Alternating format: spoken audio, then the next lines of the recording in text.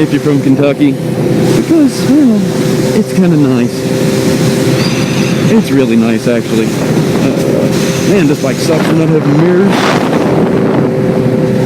And my helmet's broken, so my visor flies off and I have to look over my shoulder. I was out riding a couple weeks ago with some friends, and the helmet fell off, fell and landed right on the visor and busted one side of it. So now it doesn't hold it, lock in place.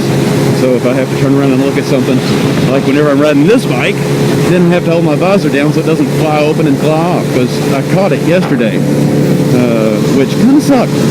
So here we go. Whee!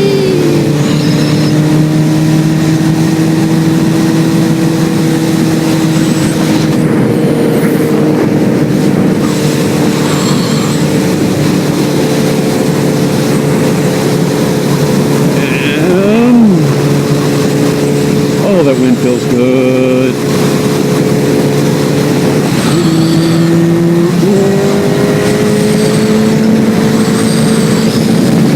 That was funny.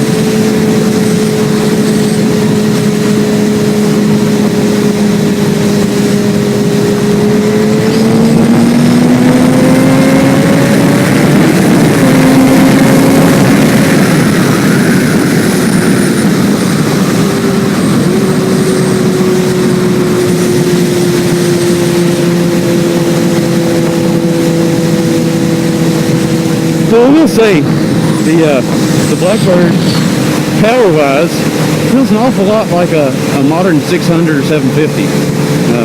Honestly, I'm kind of disappointed in that part. I know it's got a little bit better top end, but just the power and the kick down low on lower speeds, it just does not have it. Like the Honda F4i, I think, has a harder kick and pulls harder to close to the top speed than what this thing will, which is a little disheartening considering it's 1100. But then again, it is 2 generations ago super bikes or hyper touring bikes, whatever you want to call them.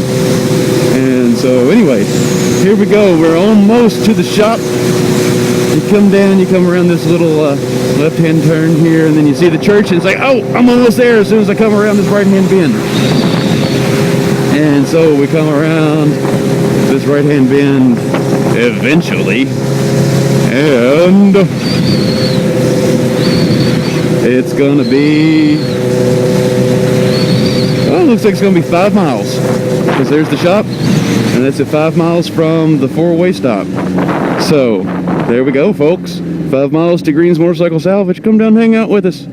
Tell Jamie I sent you, and call him a hose head. And yeah, I guess we'll talk to you all sometime.